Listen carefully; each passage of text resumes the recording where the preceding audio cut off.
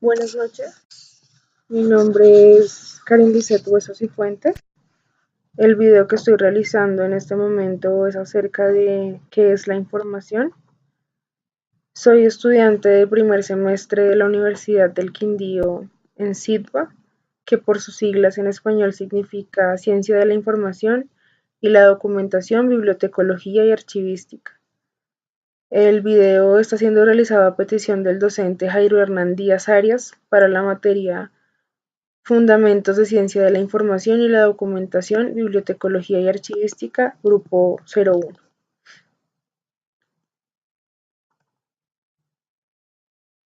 ¿Qué es la información? Bueno, pues durante el desarrollo de la materia en el semestre vimos varios significados de información. Nos dimos cuenta que la información no tenía un concepto como tal, que de hecho hay todo un debate filosófico alrededor de lo que es o no es la información. Básicamente, la información es un recurso que le da significado a la realidad en la que vivimos diariamente. La información puede ser un conjunto de datos que genera conocimiento mediante códigos, y al generar conocimiento da origen al pensamiento humano. Vimos varios conceptos acerca de la información de algunos autores, como es el caso de Hidalberto Schiavenato, que afirmaba que la información consiste en un conjunto de datos que poseen un significado, de modo tal que reducen la incertidumbre y aumentan el conocimiento de quien se acerca a contemplarlos. Como lo dije anteriormente, también habían otros autores que dicen o dijeron que la información es un conjunto de datos organizados de cierta manera tal que puede generar conocimiento. Esto nos lleva a que Ferrell y Hirt, por su parte, decían que los datos y conocimientos estaban estrictamente ligados con mejorar nuestra toma de decisiones. Esto quiere decir que cuando un sujeto va a tomar una decisión y tiene información acerca de la decisión que está tomando o datos de la decisión que está tomando, va a tomar la decisión muchísimo mejor que como la tomaría en caso de que no tuviese información acerca de la decisión que está tomando en ese momento. De igual forma, pues, como todo, también considero importante el conocimiento de la historia de cómo se ha venido almacenando y cómo se ha venido dando el acceso de la información a medida del tiempo, iniciando por la Edad Media, cuando el principal acervo de informático se encontraba en las bibliotecas, que funcionaban y se conservaban únicamente en los monasterios.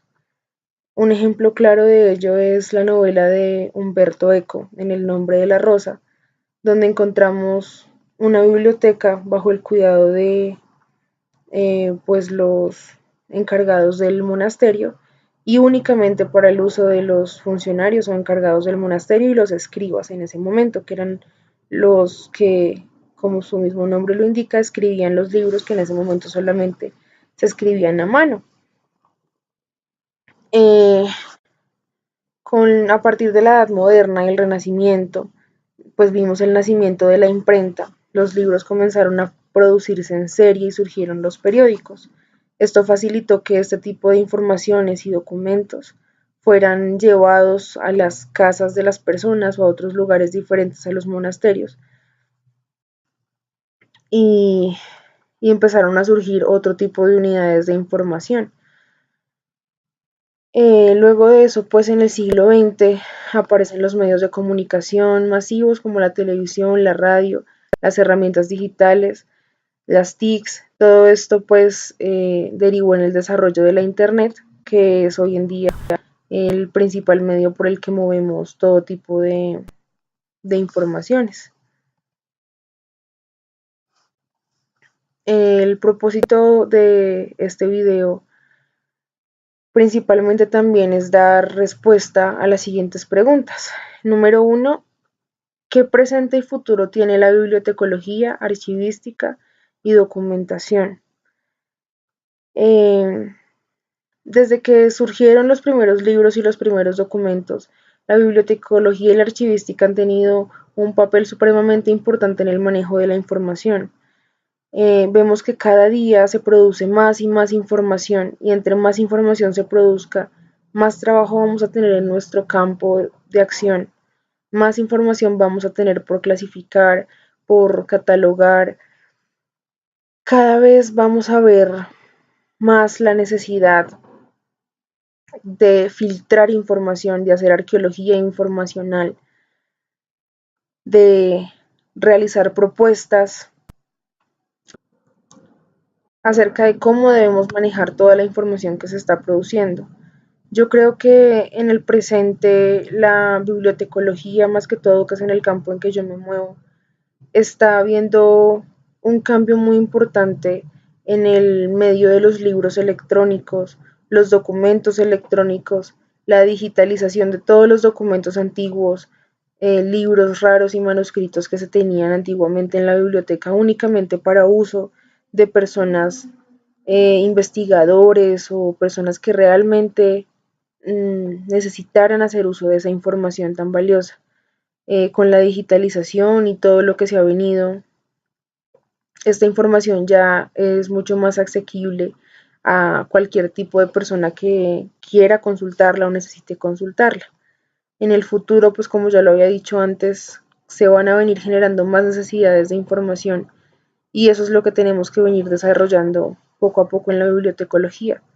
Desprendernos un poco de lo que es el libro físico, el documento físico, el manuscrito, para ir aprendiendo cada vez más y cada vez mejor a manejar el documento electrónico y el documento digital. La segunda pregunta a la que teníamos que darle respuesta es qué asignaturas le gustaron o llamaron su atención de los otros planes de estudio que investigó y por qué.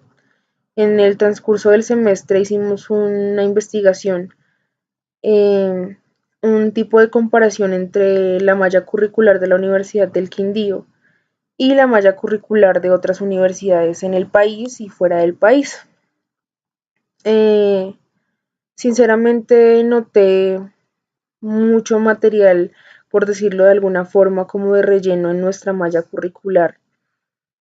Materias importantísimas como la legislación de cómo se manejan las unidades de información, tanto bibliotecas escolares como universitarias, públicas, especializadas, eh, todos estos documentos que pues en algún momento yo he leído de la IFLA, del el desarrollo de política de colecciones. Noté un gran vacío en nuestra malla curricular con respecto a eso, que me parece importantísimo a la hora de administrar debidamente una unidad de información. La tercera pregunta es, ¿qué asignaturas le gustaría ver presencial, talleres o prácticas no virtuales y explique por qué?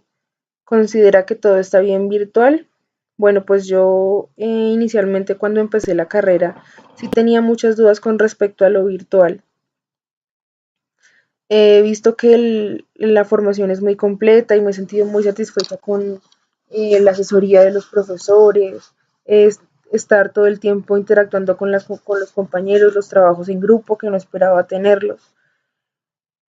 Siento un vacío con respecto a lo presencial, sí, talleres y prácticas, por ejemplo, con promoción y animación a la lectura y a la escritura, que es algo tan importante de repente que yo no puedo recrear en la sala de mi casa o en mi habitación un taller de promoción a la lectura y a la escritura como lo haría en un aula de clases con un docente que ya lo ha hecho, que ha trabajado en ello, que sabe cómo es la estructura y la organización en este tipo de actividades.